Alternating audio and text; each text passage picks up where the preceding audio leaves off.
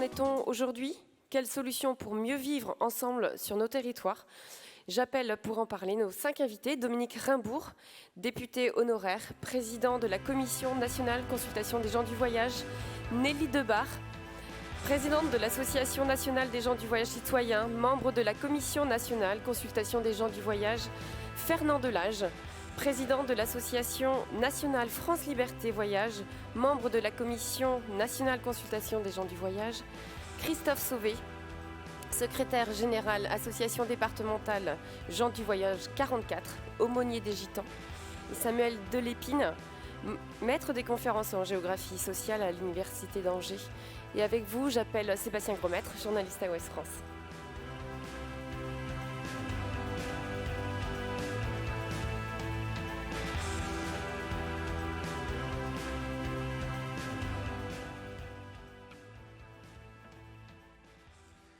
Bonjour à nos invités, bonjour à tous et merci d'assister à cette table ronde autour d'un sujet sensible, très sensible, celle des solutions pour mieux vivre ensemble dans nos territoires avec les gens du voyage. Le vivre ensemble, c'est quelque chose d'important. J'avais envie de démarrer avec vous, Nelly Debar. Vous êtes présidente de l'Association nationale des gens du voyage citoyen et vous me dites le vivre ensemble. Moi, depuis toute petite, je l'ai ressenti comme quelque chose de difficile. J'ai toujours vu ma mère se battre autour de ça. Est-ce que vous pouvez nous raconter ça un petit peu? Quand j'avais l'âge d'aller en primaire, on arrivait dans des communes où automatiquement, si ce n'était pas le jour même, c'était le lendemain. Ma mère allait à l'école communale pour nous inscrire. Et là, on avait des difficultés, voire des maires qui nous interdisaient de nous inscrire à l'école. Voilà. Et vous l'avez vécu comme un combat quotidien de votre mère? Quand on était vraiment petit, on vivait ça un peu comme au quotidien, voilà, comme une habitude. Et après, en grandissant, oui, je me suis pris un peu au jeu et c'était un combat à chaque fois qu'on changeait de commune, à chaque fois que les gendarmes venaient pour nous faire partir ou nous présenter des lois et disaient vous n'avez pas le droit de rester là. Bon, en principe, ils nous présentaient une partie des textes. Moi, à une quinzaine d'années, ça m'amusait de leur montrer la deuxième partie du texte où ils disaient oui, on n'a pas le droit de rester là à condition que. Voilà. Et donc ce défi, vous l'avez relevé vous-même après, en essayant d'aller combattre pour ça. On en reparlera un petit peu plus tard. Alors, je voulais revenir à la définition des gens du voyage. Samuel Delépine, est-ce que vous pouvez nous éclairer un petit peu pour ça? De toute façon, il y a sans doute des amalgames qui peuvent être faits. Est-ce qu'on peut avoir une définition un petit peu précise? Oui, je vais essayer d'être très concis par rapport au temps dont on dispose. C'est surtout l'idée de démarrer cette table ronde sans faire de confusion, en fait. Ici, il est bien question des gens du voyage, qui est une catégorie administrative. Bon, il en sera question. La loi a été abrogée, notamment à l'initiative de personnes qui sont ici. On parle bien de citoyens français. C'est extrêmement important parce que dès qu'on dit gens du voyage, ça ne vous échappera pas, c'est tout de même une catégorie ethnique qui ne dit pas son nom, très clairement. Vous et moi, on pense manouche gitan quand on dit gens du voyage. Ça pourrait ne pas être le cas. Et donc, c'est toute la tziganité qui est derrière. Et donc, ici, on parle bien des gens du voyage, de citoyens français qui ont des problématiques d'habitat, notamment sur le territoire. Et toute la question des Roms, des Gitans, de tous les noms que vous pouvez connaître, elle relève des questions autour des Tziganes, d'une minorité ethnique très diverse, qu'on aura tendance à amalgamer dans un seul panier. C'est autre chose. C'est autre chose. Donc, pour circonscrire, c'est une catégorie franco-française. Des gens du voyage roumain, ça n'existe pas. Si vous lisez ça dans un journal, si vous employez une expression comme ça vous-même, vous vous trompez. Il faut que ce soit clair. C'est une catégorie administrative française avec une population qui a des problématiques locales et nationales. Ensuite, ce ne sera pas l'objet ici, il y a tous les débats sur l'ethnicisation, l'ethnicité autour des Tziganes au sens large. C'est autre chose. Alors le vivre ensemble repose sur des lois. Il y a des lois françaises autour de ça. On va en parler avec vous, Dominique Rimbourg. Vous êtes président de la Commission nationale consultation des gens du voyage. Vous êtes aussi député honoraire, avocat. Est-ce que vous pouvez nous parler un petit peu de cette commission et nous rappeler un peu les grandes lois qui régissent le vivre ensemble autour des sédentaires et des gens du voyage? Oui, avec d'autant plus d'intérêt que cette question de faire vivre une minorité à côté d'une majorité, une minorité de gens qui sont des, entre guillemets, des nomades, à côté de gens qui sont, entre guillemets, des sédentaires, c'est un formidable test démocratique. C'est-à-dire que c'est une vieille question et la cohabitation de deux styles de vie différents entre un minoritaire et un majoritaire est un formidable problème politique, peut-être d'ailleurs sans solution parfaite. Il s'agit de faire sans doute peut-être, de ne pas espérer le mieux, mais espérer peut-être le moins mal. Et ce qui ne veut pas du tout dire qu'il faut baisser les bras. Donc la législation a beaucoup évolué puisqu'il y a une législation qui a été considérée comme discriminante, avec une loi de 1912 qui a instauré des carnets, des équivalents de carnets anthropométriques, qui a été modifiée par une loi de 69 qui a aussi créé la catégorie administrative des gens du voyage et qui enfermait un peu les gens du voyage dans un statut particulier. Tout ceci a été abrogé par une loi du 27 janvier 2017. Un instant de manque de modestie à l'initiative de laquelle je me trouve et dont j'ai été le rédacteur. Et ce qui a fait que désormais, l'identité des gens du voyage se prouve par une carte d'identité. Et on a abrogé aussi toutes les dispositions sur l'obligation d'avoir une commune de rattachement. On a mis en place un système de domiciliation qui est le système de domiciliation de droit commun. À côté de cette législation, il y a une législation particulière qui est les lois Besson, du nom de Louis Besson, l'ancien ministre du Logement, loi de 1990 et loi de 2000. Et loi de 2000 qui fait obligation à toutes les communes, maintenant aux communautés de communes, de plus de 5000 habitants, d'avoir des aires d'accueil et de créer aussi dans les départements des aires de grand passage. Et là, il y a beaucoup de progrès à faire, et parce que, grosso modo, les aires d'accueil qui sont définies par le schéma départemental, il n'y en a que 70% à peu près qui ont été créés, alors que nous sommes aujourd'hui 20 ans après la loi de 2000, et les aires de grand passage, il n'y en a à peu près que 50%.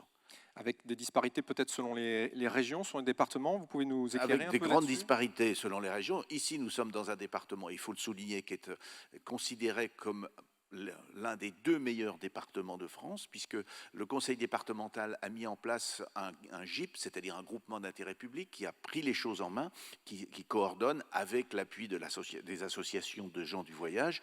Et donc, nous avons affaire à une situation qui est assez satisfaisante. Et grosso modo, il y a une strate, l'ouest et au nord du pays, ça se passe relativement bien.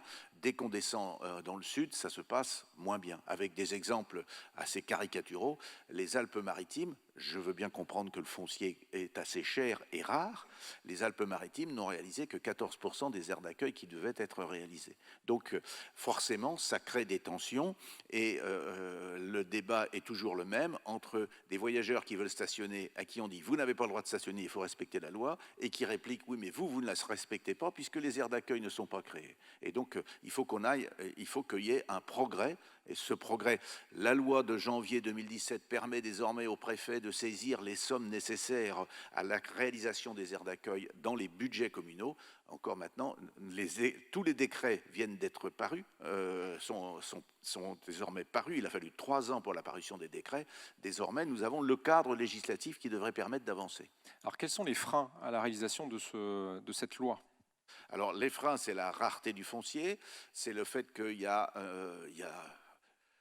des freins culturels, c'est-à-dire qu'une partie de la population ne veut pas voir s'installer à côté de chez elle des gens du voyage parce que c'est un mode de vie qui est un mode de vie différent. Il y a donc des schémas qui fonctionnent dans les têtes et il y a une opposition des riverains que relayent les élus locaux. Alors qu'il y a à avancer sur ces questions, étant précisé que les gens du voyage qui sont... On a une estimation de l'ordre de 300 à 400 000 personnes, mais les autres participants me contesteront s'ils ne sont pas d'accord avec ce chiffre. Ce n'est pas une catégorie qui est homogène. Il y a des gens qui font des marchés, il y a des industriels forains qui font des manèges, il y a les gens qui font des cirques, et puis il y a des gens qui font autre chose, principalement. Alors certains font les travaux saisonniers. la vigne, les cerises, les pommes, et puis une partie d'autres sont aussi des auto-entrepreneurs dans les travaux de seconde œuvre du bâtiment, généralement, mais c'est donc une population diversifiée, et dans certains cas, une population qui s'est paupérisée parce que les modes traditionnels économiques qui étaient le ferraillage, qui était le rempaillage, etc., tous ces modes-là ont disparu. Je me tourne vers vous, Fernand Delage, on vous appelle Milo. Vous êtes président de l'association nationale France Liberté Voyage. Comment vous vivez le fait qu'effectivement, on ne soit pas dans tous les départements, dans toutes les villes? Comment la communauté des gens du voyage vit le fait qu'il n'y a pas ce pourcentage d'aires d'accueil qui est créé et cette situation forcément précaire? Bien, nous, on la connaît depuis qu'on est né parce qu'on est né sur le voyage, vous voyez. Mais alors, je suis toujours un peu optimiste parce que nos parents ont connu pire. C'est lié à un mode de vie itinérant. Mais avant tout, je le rappelle, nous sommes des citoyens français, on vit dans notre pays depuis toujours. Moi, j'ai le nom de l'âge et tous les noms de famille de voyageurs, c'était donc bien des noms français. Et malheureusement, c'est un mode de vie qui dérange avec les gens qui sont sédentaires. Alors, quand je dis que nos parents ont connu pire, parce que M. Rimbourg l'a rappelé, nos parents ont connu depuis 1905 les carnets anthropométriques. De là, ça a amené le carnet de circulation. Et en 39-40, tous les nomades qui étaient titulaires d'un livret de carnet de circulation et livret de circulation ont été internés. Je dis bien tous les nomades. Et donc, vous avez maintenant, on a gagné avec M. Rimbourg, justement, à ce qu'il y a une commémoration pour reconnaître les erreurs de l'État français d'avoir interné nos familles dans les camps, qui est à Montreuil-Bellay. À Montreuil-Bellay, maintenant, nous avons un mémorial où tous les noms des familles qui ont été internées dans les camps est inscrit pour l'éternité. Mais c'est un combat qui est en permanence, vous voyez. Nous, ce qu'on demande, le monde du voyage, et moi je peux en parler parce que je suis voyageur, je suis né sur le voyage, je suis né d'une famille de 12 enfants, j'ai des petits-enfants, j'ai 9 petits-enfants, j'ai 4 enfants, mes frères ont tous des enfants, et nous, on vit sur le voyage. Donc, comme on vit sur le voyage, on vit en caravane, on vit en habitat mobile, vous voyez. On demande juste à ce que la fameuse loi Pessan, qui existe depuis mai 90, mais qui a été modifiée juillet 2000, M. Rimbaud a dit 20 ans, mais moi je dis ça fait 30 ans qu'elle existe, la loi, hein. Et la loi, depuis que la loi Besson n'a été respectée que, je vais dire, 40-50% sur le territoire français. Oui. Donc on se retrouve dans une complication. Les premiers responsables des stationnements illicites, comme on nous dit, ce n'est pas les voyageurs, c'est que c'est les élus qui n'ont pas respecté cette loi, c'est que cette loi de la République, oui, qui a été votée d'ailleurs par des députés. Et on est confronté en permanence à ça. Alors ce qu'on demande tout simplement, c'est que, avant d'essayer d'expulser des familles, parce que comme on expulse des familles, quand on les fait partir, il n'y a pas de scolarité des enfants. Il n'y a pas d'école, il n'y a pas de travail, parce que les familles du voyage, ils travaillent, hein, comme il a rappelé M. Rimbourg, il y a une diversité de métiers que l'on fait sur le voyage, ce qui nous permet de vivre. C'est pour ça, des fois, vous voyez des belles caravanes, mais c'est parce qu'on les a gagnées, c'est parce qu'on va au travail tous les matins. Et donc voilà, c'est ce qu'on demande, moi, en tant que porte-parole de la Commission nationale par rapport à France Liberté Voyage, on demande simplement que les communes respectent leurs obligations. C'est-à-dire que s'ils doivent faire un terrain d'accueil, ben, qu'ils le font. Parce que bien souvent, ils sont inscrits au schéma départemental, mais c'est inscrit dans le schéma qu'ils vont la faire. Mais il y a des schémas qui sont encore à l'heure actuelle, qui sont pareils qu'il y avait 10 ans en arrière. Vous voyez.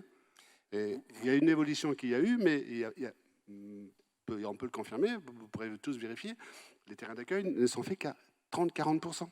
Alors ce qui se passe, et je vais aller assez rapide pour vous expliquer, c'est que les aires d'accueil qui existent, les familles se mettent dessus, mais ils ont tellement peur de s'y quitter l'aire d'accueil qu'ils ne trouveront pas d'autre endroit pour stationner. Donc ils restent sur les aires d'accueil. Et les accueils, maintenant, sont venus des aires de sédentarisation dans beaucoup de villes de France, hein, parce que comme je voyage, on constate. Alors nous, on arrive pour s'installer sur les aires d'accueil, ben, elles sont occupées en permanence par des familles. Alors c'est pour ça que la loi égalité citoyenneté apporte une nouveauté, c'est-à-dire que les familles qui sont en voie de sédentarisation, qui vivent dans un habitat mobile, pourront se sédentariser sur une commune, si vous voulez. Donc là, les maires, maintenant, ont l'obligation de trouver des terrains pour la sédentarisation de ces familles.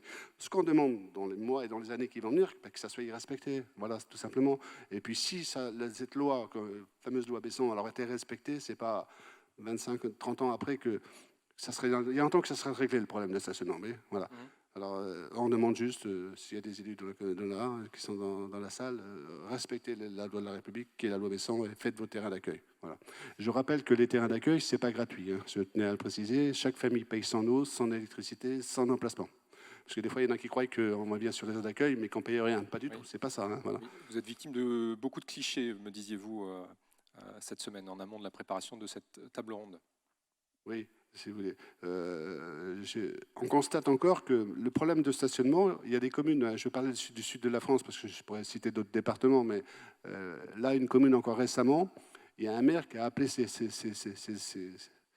sa population contre les gens du voyage, parce qu'ils étaient installés. Mais c'est une commune de 11 000 habitants, vous voyez. Et lui, il reprochait qu'ils étaient installés illicitement. Mais c'est lui le premier responsable de ça.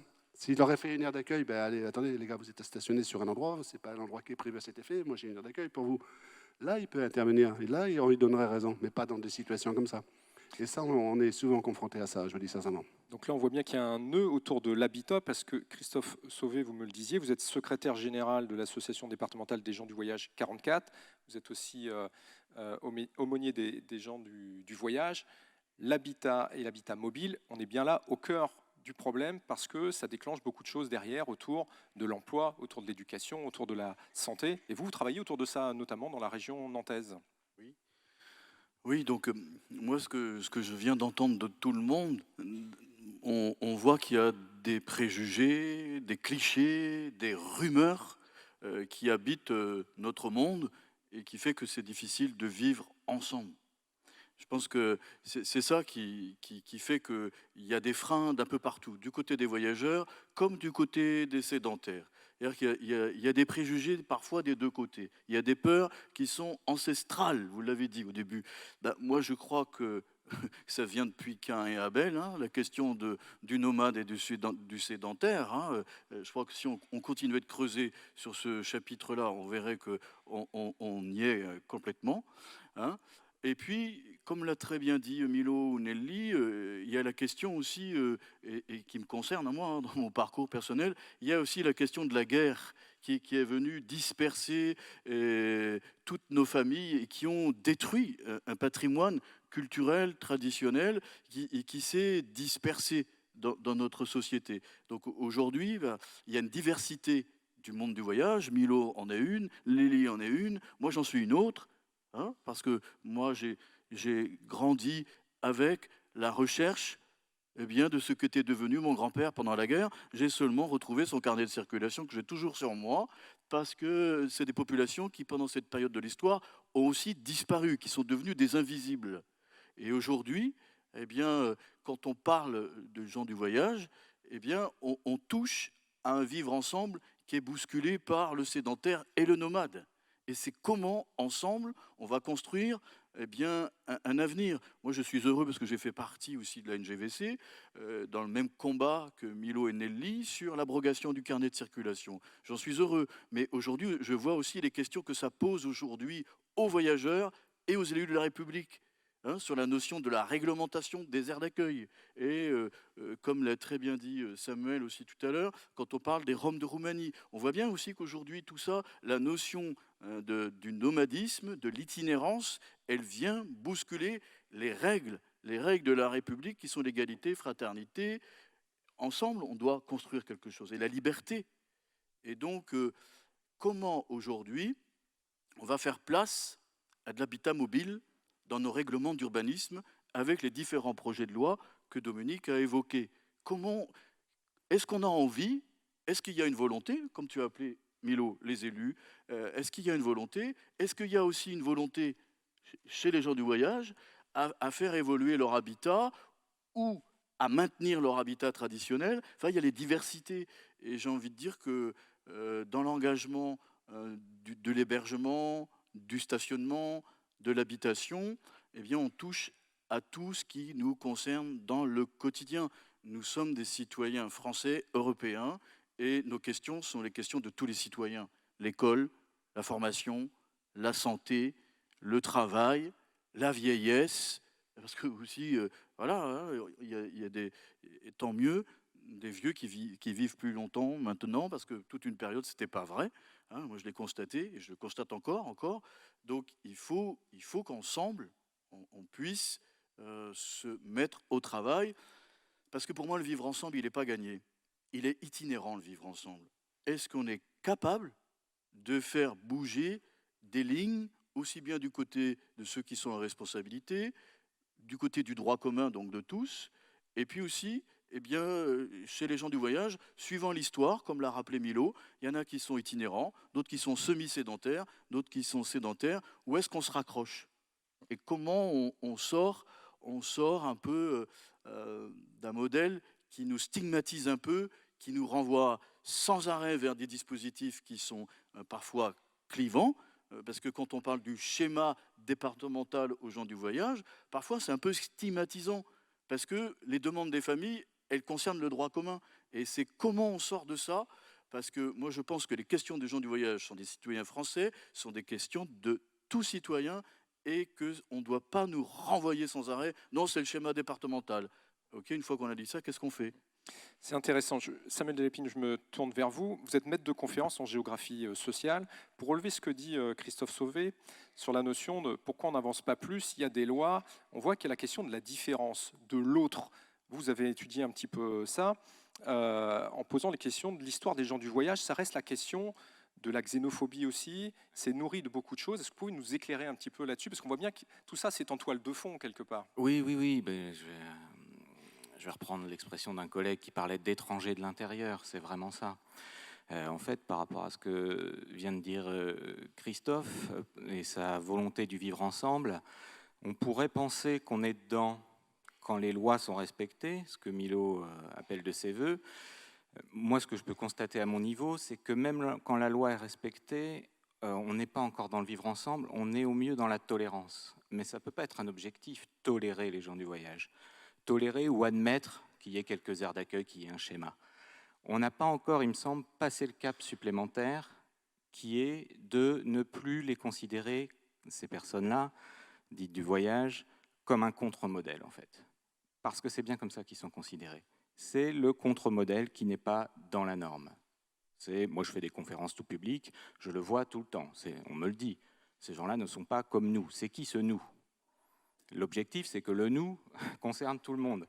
Donc, il ne faut pas se voiler la face, il y a des progrès, mais il y a encore des sujets graves de représentation sociale, de clichés, qui relèguent les gens du voyage à un autre différent, qui n'est pas dans la norme, que parfois il y a des discours hallucinants, on considère que ces gens-là ne sont pas français, voire que ce sont des apatrides, qui relèvent de la xénophobie, clairement, bien que citoyens français, même si ça ne se justifie pas à l'égard de quiconque. Donc ça, ce nuage-là de représentation sociale, il est, je le vois bien, extrêmement difficile à dépasser, et au-delà de quelques personnes tout à fait bienveillantes, comme j'imagine qu'elles sont nombreuses dans cette salle, on ne dépasse que trop rarement le seuil de la tolérance des gens du voyage sur le territoire. Mais la tolérance, c'est pas vivre ensemble.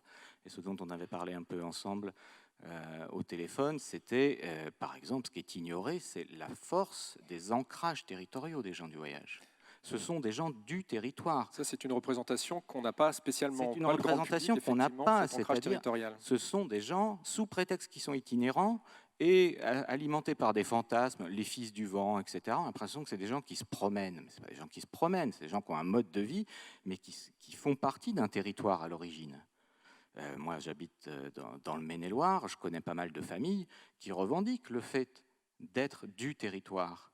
Et je me permets de citer ce qui n'est qu'une anecdote, donc ça n'a aucune valeur scientifique, lors d'une table ronde similaire à celle-ci, où un voyageur, ça pourrait être toi, à côté de moi, avait dit à quelqu'un qui lui posait la question dans la salle, « D'où venez-vous » Toujours dans le fantasme, mais pourquoi pas, d'où venez-vous? Et il s'attendait à une réponse, je ne sais quoi. La personne avait dit, je suis angevin. Et moi, ça m'a beaucoup marqué, parce qu'une bonne partie des gens présents dans la salle a ri. Tout le monde a rigolé. Parce que ce n'était pas la réponse attendue, je suis angevin. Il y avait un côté, c'était, qu'est-ce qu'il nous raconte celui-là? En gros, il dit qu'il est comme nous, mais pas comme nous. Et moi, ça m'avait marqué, ce qui n'est qu'une anecdote, et je pense que de cette anecdote, on mesure tout le chemin. C'est-à-dire qu'un voyageur qui dit « je suis angevin » ou « je suis rennais », et les gens rigolent, eh ben, ça n'est qu'un exemple, mais tout est là, j'ai envie de dire, pour le vivre ensemble. Et ces ancrages territoriaux, ils sont très forts. Les gens se définissent, avant d'être Rome, Manouche, Gitan, ils se définissent comme du territoire sur lequel ils sont nés, sur lequel ils pratiquent des activités économiques et sur lequel ils voyagent. Alors ça, vous le disiez, en termes de représentation sociale, on n'en est pas du tout là. Alors, on a la reconnaissance, vous le disiez, culturelle, il faut faire tomber des barrières. Il y a aussi la question de l'ancrage territorial, Dominique Rimbourg. Il y a la question de l'habitat mobile et la reconnaissance de l'habitat mobile. Où est-ce qu'on en est à ce stade-là? Comment est-ce qu'on peut avancer? Est-ce que vous avez des éléments à nous apporter là-dessus? C'est un sujet qui est extrêmement difficile. Juste avant, si vous me permettez, je veux revenir sur ce qu'a expliqué Fernand Delage. C'est qu'il faut se souvenir que pendant la Deuxième Guerre mondiale, l'internement des gens du voyage a commencé en avril 1940 et ne s'est terminé qu'en juin 1946. C'est donc dire que la République, dans son aspect démocratique, a participé à l'internement de gens du voyage, au-delà de la période de Vichy, dite, qui est une période non républicaine. Je réponds à votre question. Alors ça, c'est une autre étape. Il y a effectivement une demande, peut-être pas toujours de sédentarisation, mais au moins d'ancrage par période, ce qui permet notamment de suivre l'école pour les enfants. Et à cette question-là, il faut qu'on trouve des solutions pour permettre l'installation de ce qu'on appelle des terrains familiaux, qui seraient constitués à la fois d'une construction en dur et puis d'une caravane à côté. Alors évidemment, ça va à l'encontre de la plupart des plans d'urbanisme. Donc il y a un dispositif très compliqué qui s'appelle les STECAL, qui permettent dans certains cas de prévoir des zones dans lesquelles on peut s'installer de cette façon-là. Et puis il y a un autre dispositif qui s'appelle les terrains familiaux locatifs, ce qui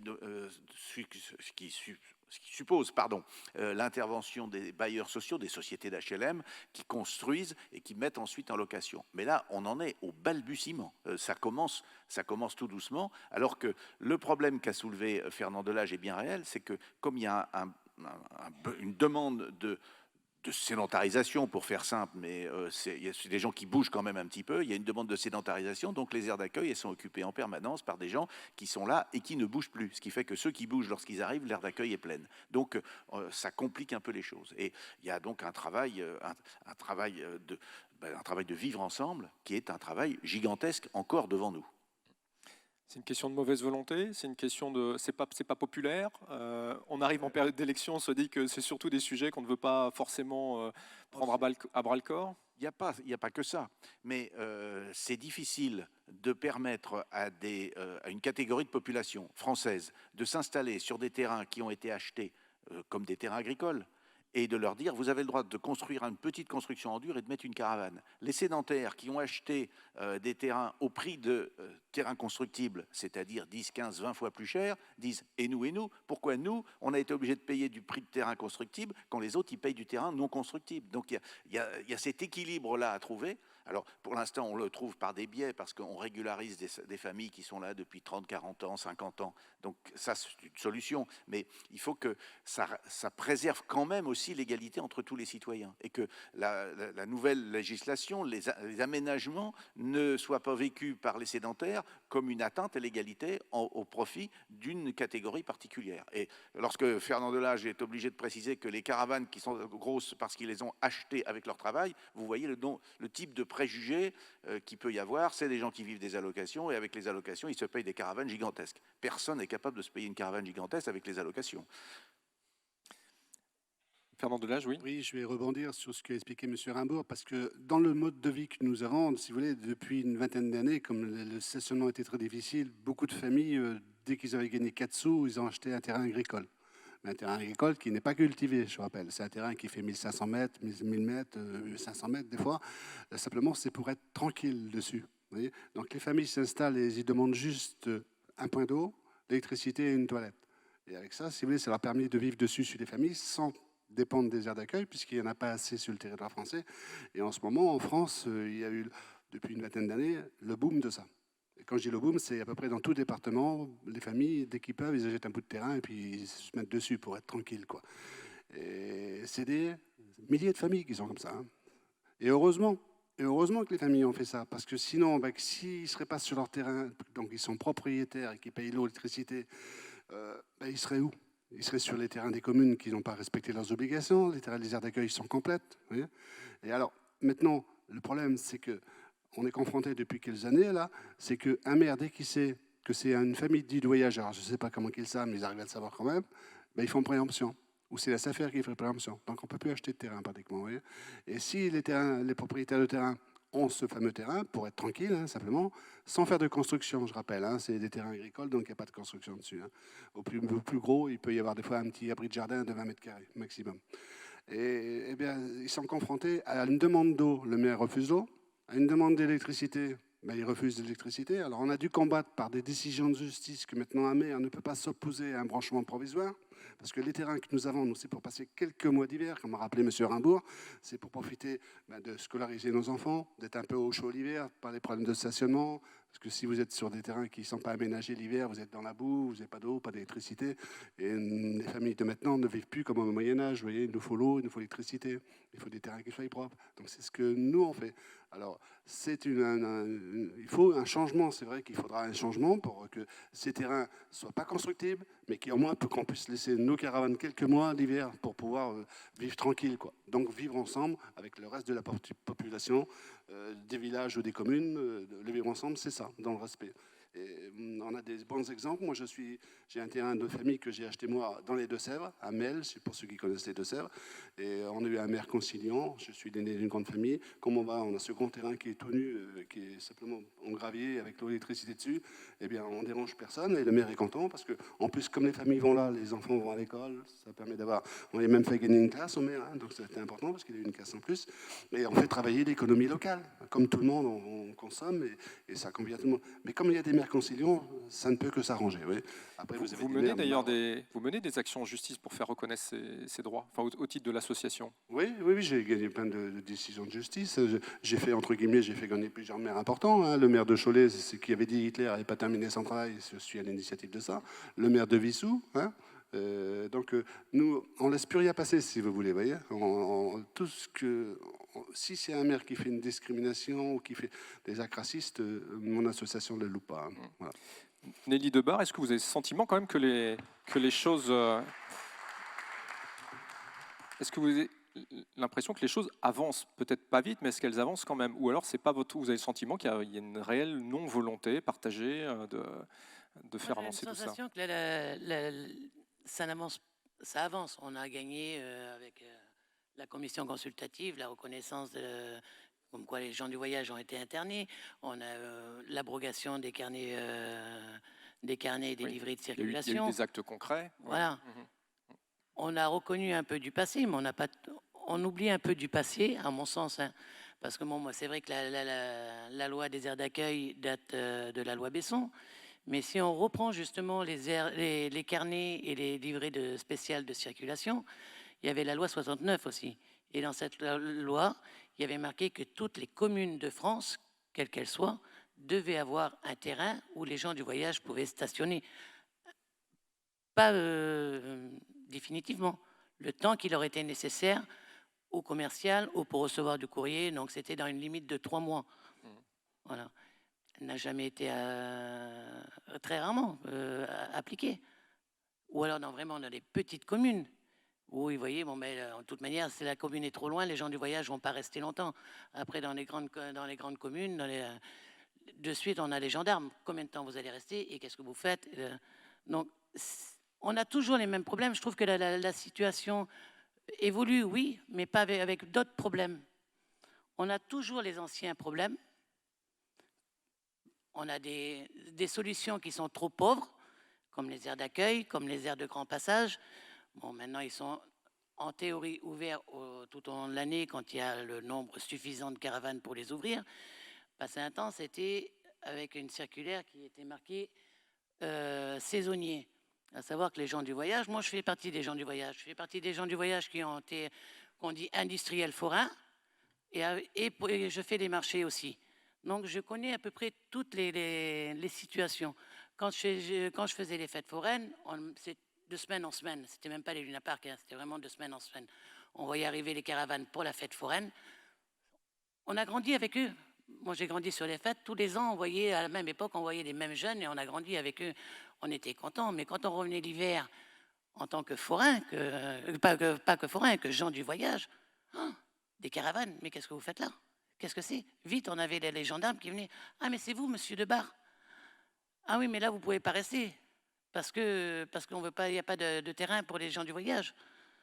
Maintenant, vous avez des aires d'accueil qui sont trop petites. C'est des aires d'accueil qui sont dans pas mal surtout on va revenir dans le sud de la France, hélas, mais c'est des terrains alibi. On a fait un petit terrain qu'on sait qu'il va être squatté par des gens qui n'ont pas d'autre solution. Et voilà, nous, on a fait notre terrain, on est des douaniers, quoi. En fait, c'est pas de notre faute, allez voir plus loin. Voilà. Après, il y a pour revenir un peu à ce que disait Milo, il y a les terrains que les gens achètent, les terrains agricoles que les gens achètent. Alors c'est vrai qu'avec les stécales, ça a changé, enfin la loi a changé, les pratiques pas forcément. Hein. Le problème est là. Voilà. C'est que faut savoir que quand on est dans ma situation, moi hier soir je suis arrivé à Nantes, j'ai dormi dans une maison. Il m'a dit tu vas voir ici ça va être au calme. J'ai dit c'est bien ce qui m'inquiète. Ah oui. Moi, dans une caravane, vous avez toujours un rayon de lumière qui passe, un lampadaire qui va percer le store, oui. Qui va passer le bruit dehors, hein, le train qui passe. On n'est pas loin du train. Vous avez le bruit du train. À la limite, on s'en aperçoit même plus qu'il passe le train. Que quand la télé brouille un petit peu, on a une voiture, un chien qui jappe. Quand il n'y a plus de bruit, on est mal. J'ai eu du mal à m'endormir. Voilà. Milou, mais il faut savoir aussi, pardon, c'est que quand on achète des terrains constructibles, ça veut dire qu'on le construit. Une fois que la maison est construite, la maison, la pièce, quelle qu'elle soit, et ça c'est arrivé à mon oncle, donc je veux dire, j'ai la situation de pratiquement toute, voilà. Quand il a construit sa maison, quand sa maison a été construite, c'était tout juste fini. Il a eu un courrier comme quoi il fallait enlever la caravane. Il y a beaucoup de gens du voyage qui achètent en agricole, parce que là, il n'y a pas le truc de la caravane n'est pas autorisée sur ce territoire, sur cette parcelle-là. Parce que beaucoup de gens du voyage ont une maison, très belle maison, parce que la pierre, ça ne perd pas de la valeur contrairement à la caravane, ça en prend au contraire, mais vivent quand même, dorment tout au moins dans leur caravane.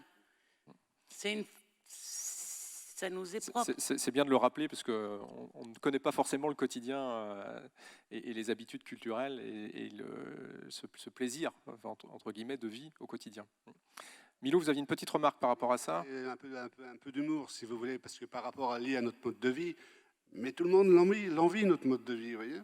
Parce que la plupart de la majorité des retraités ou des gens qui sont là, ils vont arriver à 60, 65 ans, ils vont prendre leur retraite. Et quel est l'objectif? C'est d'essayer d'avoir un camping-car pour pouvoir circuler sur le territoire français, voire dans toute... Voilà. Alors, soyez pas jaloux, nous on n'est pas jaloux de vous, on est content que vous preniez des camping-cars et que vous voyagez toute l'Europe, parce que c'est ça la liberté, vous voyez. Mais la liberté, il faut aussi respecter les autres. Hein. Non, mais votre image est intéressante, ça change les perceptions, complètement changé les perceptions. C'est un peu d'humour, mais c'est la vérité, vous voyez. Moi, j'ai créé une association qui est France Liberté Voyage. J'ai voulu donner l'exemple du monde du voyage, qu'on ne met pas tout dans le même sac. Vous voyez, dans le monde du voyage, c'est vrai qu'il y a des brigands, il ne faut pas se voiler la face, mais dans les sédentaires aussi. Et donc, comment le faire pour le prouver? Eh bien, j'ai créé une association qui s'appelle France Liberté Voyage. J'ai 25 responsables de groupes sur le territoire français. Et j'ai fait créer un site qui c'est francelibertévoyage.fr. Donc, sur chaque commune où l'on passe, avec des groupes de 25, 30, 40, même des fois 100 caravanes, ça m'est déjà arrivé. C'est pour ça que j'utilise les aires de grand passage en permanence avec mes groupes, vous le savez, monsieur Rimbaud. Et donc, on se demande une attestation de bonne conduite. Et depuis 10 ans, j'ai à peu près 500 attestations de bonne conduite. Vous les retrouvez sur mon site de francelibertévoyage.fr. Les attestations de bonne conduite, c'est que les maires ou les responsables des aires d'accueil ou des terrains qui nous proposent, parce que des fois ils nous responsabilisent sur des terrains qui ne sont pas aménagés à cet effet, mais comme ils n'ont rien, on gère ces terrains-là, et vous allez retrouver que les maires nous donnent des attestations comme quoi qu'ils reconnaissent que les lieux ont été laissés propres, qu'on a payé l'eau, qu'on a payé l'électricité, et qu'on a été au travail, et qu'on a fait travailler l'économie locale. Donc voilà, je ne peux pas faire mieux. Donc si c'est le vivre ensemble, c'est ça. Moi, je l'ai déjà compris avant vos interventions que vous faites sur Rennes, et je vous en félicite parce que le vivre ensemble, c'est très important. Vous voyez, dans le respect de chacun, quoi. C'est ça qu'il faut se dire aussi. Hein. Merci. Christophe Sauvé-vous, vous dites, vous avez raison d'applaudir, on a l'impression d'avoir à déplacer des montagnes tous les jours et que c'est parfois un peu épuisant. C'est le sentiment que vous avez? Mais bien sûr que oui. Parce que vous voyez bien dans ce qui est dit entre Nelly et Milo, dans leur témoignage, ils sont obligés de se justifier en permanence. Il faut qu'on justifie tout. Et alors, moi, je voudrais rebondir aussi, parce que j'ai eu à gérer ça hier, pas plus tard qu'hier. C'est-à-dire que quand on parle des gens du voyage, et quand, comme vient de dire Milo, il y a des infractions qui doivent être punies, eh bien, tenez-vous bien, la sanction, elle est toujours collective. Je donne un exemple très concret, c'était hier.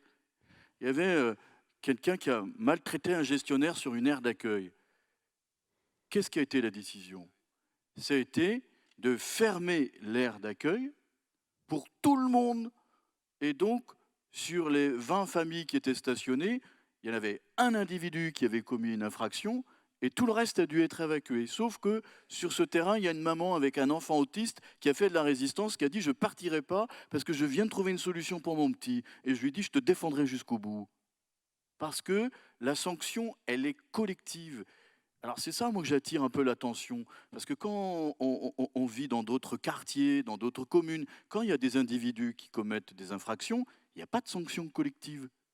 Ce n'est pas toute la commune qui est punie. Eh bien, nous, c'est toujours comme ça. C'est très souvent comme ça. Alors, la notion du vivre ensemble, eh bien, elle est parfois usante. Usante parce qu'on doit, et pour avoir connu, parce que ça fait plus de 20 ans que je suis au schéma, en 44, il faut rabâcher, rappeler, rabâcher les mêmes choses depuis des décennies.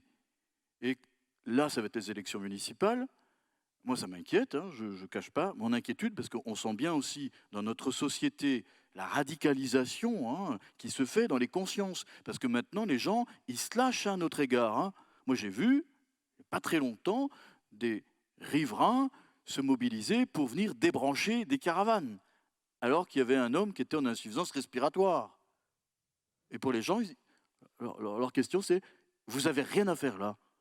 Alors souvent, et Dominique peut le savoir, souvent je suis accusé de défendre l'indéfendable. Tant mieux, parce que finalement, quand on met à la lumière l'indéfendable, on voit qu'on peut aller vers le droit commun.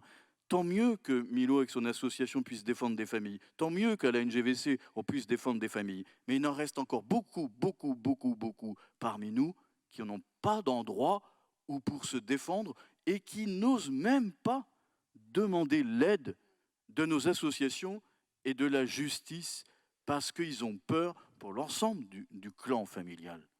Et vous voyez bien, ça fait toujours référence à l'histoire, à cette cicatrice qui habite toutes nos familles, qu'elles soient itinérantes, semi-sédentaires, voire sédentaires, parce que ce n'est pas parce qu'on est sédentaire qu'on a réglé le problème, hein, au niveau culturel et traditionnel. Eh bien, il y a cette histoire de la guerre, du deuil.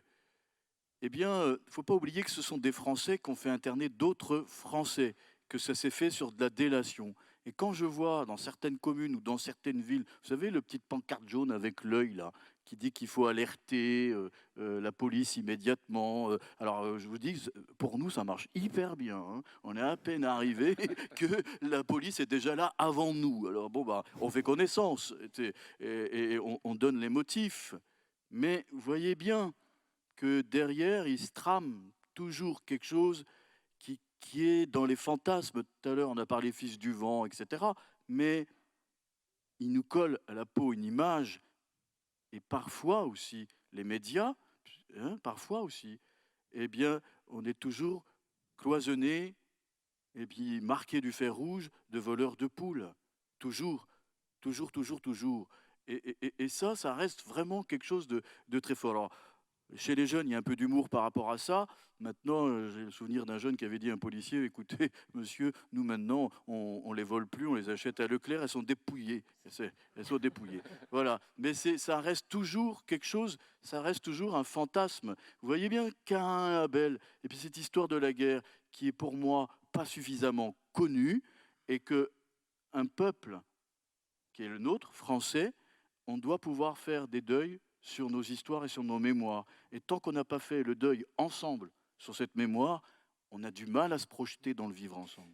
Merci pour ces mots forts. On va continuer Euh, ces mots forts, ces changements de représentation, ces images qu'il faut casser, et puis cet humour aussi, ces traits d'humour qui font du bien sur ce sujet-là. Mais on va avoir beaucoup de questions de la salle, donc on va ouvrir ces questions-là, vous aurez l'occasion de... Si vous avez des questions à poser, je vois, il y a des mains qui se lèvent, n'hésitez pas, hein, les micros vont circuler. Avant peut-être, le temps que le micro circule, une question SMS que vous pouvez lire ici. 3 structures représentant les gens du voyage sont présentes au débat.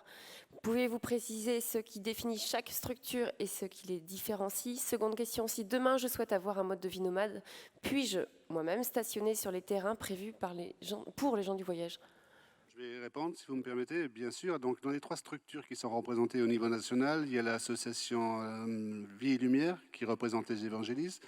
Il y a l'association nationale catholique, qui représente les gens catholiques, hein, les voyageurs catholiques, citoyens, voilà. Excuse-moi.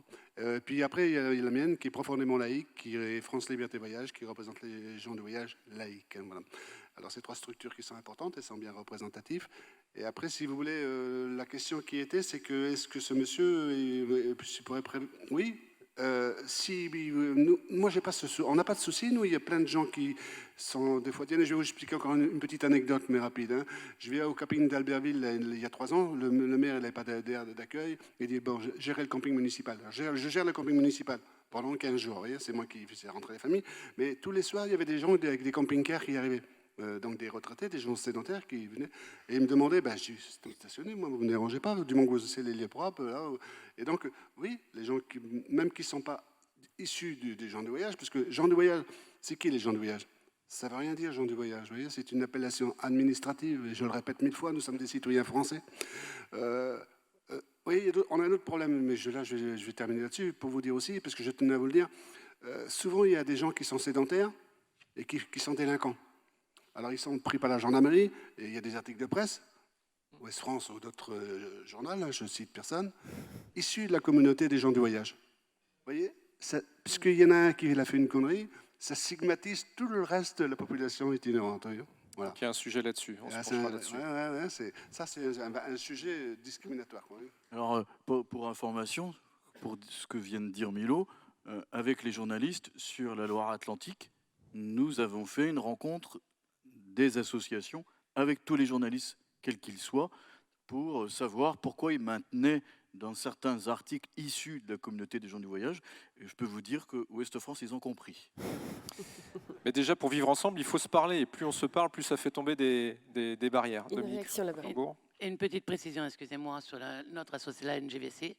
C'est une association qui a été faite au début, qui a été montée au début avec l'aumônerie nationale et des gens catholiques. Mais on ne représente pas qu'une partie des gens, on ne représente pas les gens du voyage catholique.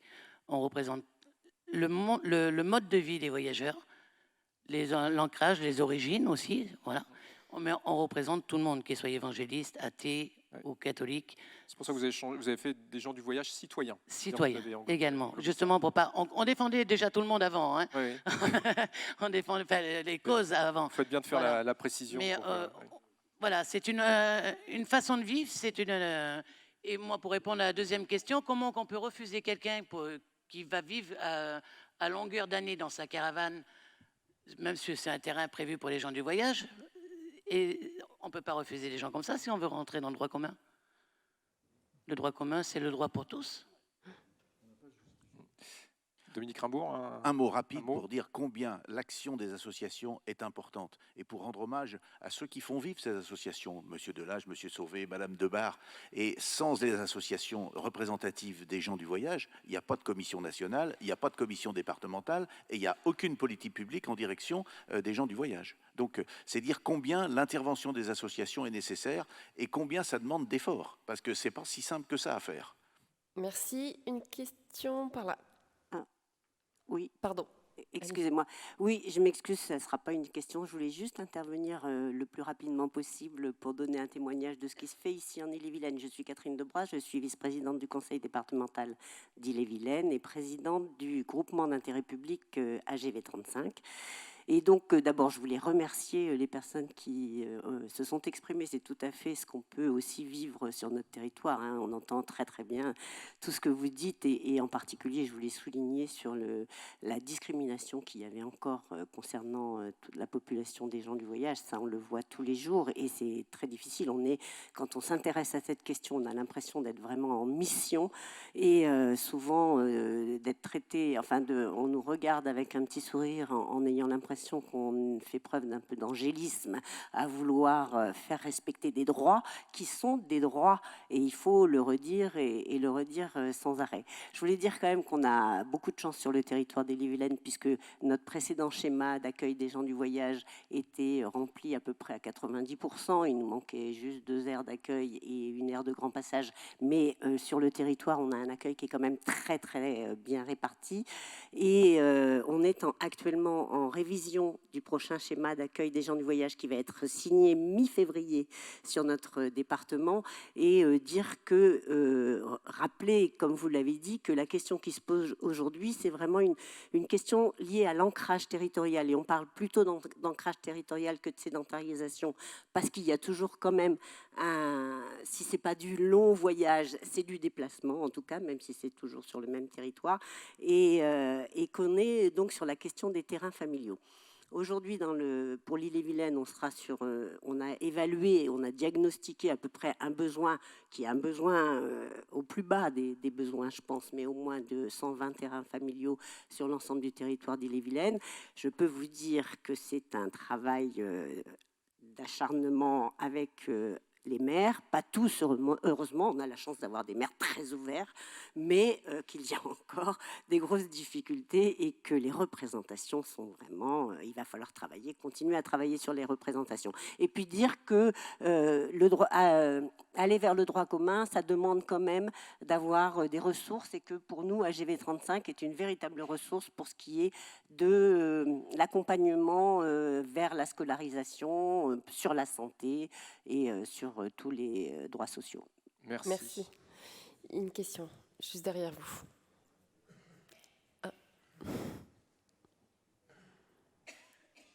Moi, j'aurais une question parce que j'habitais une commune du nord de la France qui avait respecté la loi Besson et qui avait créé une zone pour les gens du voyage.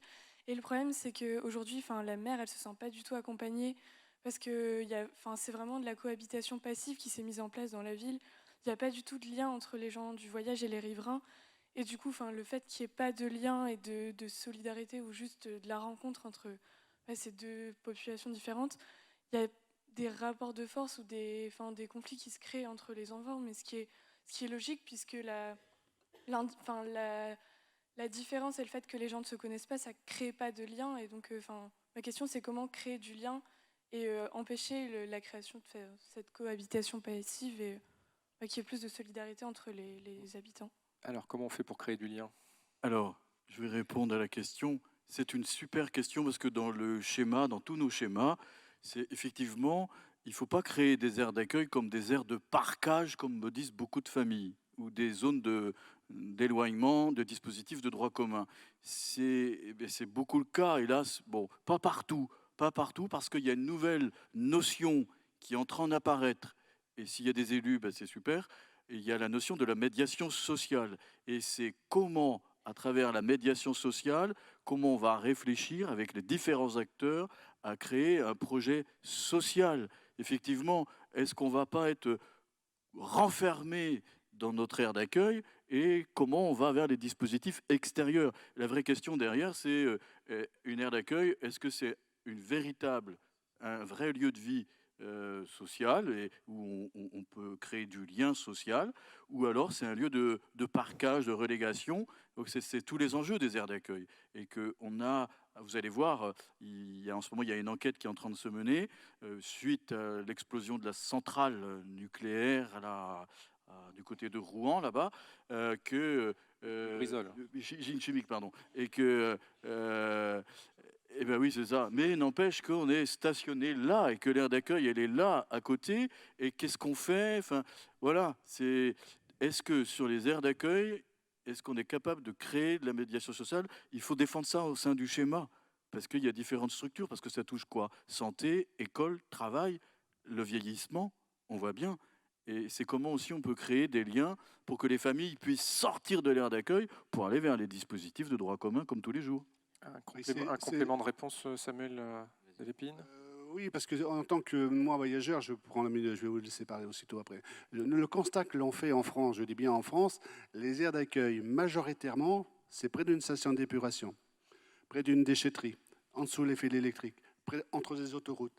Enfin, à côté des usines chimiques, vous avez le cas qui s'est passé à Rouen. Vous voyez. À Rouen. Donc, et puis alors, le pire, c'est qu'ils mettent des grands grillages et des grandes buttes, vous voyez, pour cacher les caravanes. Il ne faut pas qu'on les voie, les caravanes. Vous voyez. Alors, ce n'est pas des aires accueillantes, hein, je vous le dis sincèrement. Hein, et on ne voudrait plus que ça se passe comme ça. Alors, la loi égalité et citoyenneté, il y a un décret maintenant que, normalement, ça ne sera plus ça, les nouvelles aires d'accueil. Ça sera des aires d'accueil, avec des espaces verts, avec des terrains qui sont visibles, pas jetés dans les bois à 4 km pour personne qui nous voie. Et ça, c'est insupportable. On se sent traiter... pire que des chiens, des fois. Oui. Pire que des chiens. Parce que les chenilles, ils les mettent plus près des villages, des fois. Oui. Mais, alors, je le dis, hein, excusez-moi d'être franc, mais voilà, il faut dire les choses comme elles sont. On est là pour ça. Il y a quelques aires d'accueil, il y en a qui sont bien. Hein, je ne mets pas toutes les aires d'accueil, mais la majorité, j'ai dit, hein, quand même. Hein, oui. Donc ça, c'est un vrai problème. Un mot, Samuel Delépine? Oui, juste un mot pour dire par rapport à la question qui a été posée, parce qu'au début du débat, il a été beaucoup question du respect des schémas départementaux et du taux d'aire d'accueil réalisé ou non. Avec évidemment l'idée que si le schéma est respecté, c'est mieux, comme disait Milo, pour qu'il n'y ait pas de stationnement sauvage. Néanmoins, il y a quand même un petit paradoxe, ou potentiellement qui pourra apparaître. Il ne faudrait pas que ça fasse apparaître cette idée de bien respecter les schémas pour qu'il y ait toutes les aires d'accueil disponibles. Il ne faudrait pas que l'aire d'accueil devienne le symbole de l'accueil, justement, et de la réussite et du vivre ensemble. C'est un modèle parmi d'autres, l'aire d'accueil. Hein, il ne faudrait pas trop se mettre en tête qu'on aura réussi le vivre ensemble quand on aura fait toutes les aires d'accueil. Et par rapport à ce que disait mademoiselle, en plus, il y a ça. Il y a le côté, et puis ce qu'a dit Milo, l'aire d'accueil, si elle n'est pas bien réalisée, s'il n'y a pas de connexion, s'il n'y a pas de dispositif passerelle, on en est à peu près à la même problématique sur certaines aires d'accueil que dans des quartiers prioritaires, en fait. Regroupement d'une population spécifique sur un lieu spécifique, et puis avec les dégradations qui vont avec. Et après on rame. Après, c'est long. Hein. Les quartiers, ce qu'on appelle les quartiers prioritaires, aujourd'hui les ex-quartiers sensibles, on n'est toujours pas sortis. Il ne faudrait pas que la solution aire d'accueil ne soit trop envisagée comme l'unique solution, et puis je te paraphrase, du parquage. Monsieur, si vraiment Oui. votre question est courte, parce qu'on doit terminer. Oui, juste un témoignage un petit peu d'une initiative d'élus que je trouve intéressante. Je suis directeur d'une association qui accompagne les gens du voyage sur les Côtes d'Armor, itinérance. En fait, sur une EPCI, ils devaient mettre en place 2 ou 3 terrains, ce qu'on appelle les terrains de moyenne capacité, terrains soupapes, c'est-à-dire quand il y a un rassemblement à un moment de caravane. Et ils ont pris l'initiative de dire, parce que individuellement, les maires n'étaient pas contre cette initiative-là, sauf qu'ils allaient retourner dans leur commune, et tout le monde on est dans la logique un petit peu, on est d'accord pour qu'il y ait ce type de terrain, mais pas chez nous. Et l'initiative, ça a été que toutes les communes, ils ont voté une délibération, doivent mettre un terrain. Et du coup, chaque élu est retourné dans sa commune en disant, c'est une obligation. Ce n'est pas encore complètement neuf, toutes les communes ne l'ont pas fait, mais je trouve que c'était assez intéressant et ça a permis aussi d'agrandir le parc de terrain. Voilà, juste témoigner de cette initiative. Merci. Oui, une dernière réaction. Juste un mot dans le droit fil de cela. Je connais des communautés de communes où le maire, il veut appliquer la loi. Et pour ne pas être trop en but avec les riverains, il fait venir un autre élu d'une commune voisine qui lui est chargé du dossier dans la communauté de communes. Et il y a une réunion avec les riverains qui sont souvent sont assez contre, et il se présente en disant écoutez, moi j'applique la loi, et vous avez monsieur Untel qui vient de la communauté de communes qui nous dit vous ne pouvez pas y échapper. Donc en quelque sorte, on met en scène un méchant pour permettre l'application de la loi. Et parfois, on demande au préfet de prendre un arrêté de façon à ce que le maire dise « Ah bah, c'est pas moi hein. ». Parce qu'il y a quand même une résistance, et ça illustre tous les préjugés dont nous avons parlé, et il y a une telle résistance que parfois, il faut avoir affaire à ce genre de biais, qui ne sont pas glorieux, mais qui permettent, vulgairement parlant, de marquer des buts. Ça fait réagir. Et pour compléter ça, il y a même des maires qui nous ont dit attaquez-nous. On sait que vous avez raison, on n'a pas d'aire d'accueil et les gens de la ville, les concitoyens ne sont pas d'accord. Attaquez-nous et on sera obligé de le faire. Eh ben, voilà une solution, merci. Oui. Voilà. On est obligé d'écouter. On poursuivra après du coup ce débat qui était vraiment très riche, Merci très à vous. intéressant. Merci Merci. beaucoup à vous. Ouais. Merci.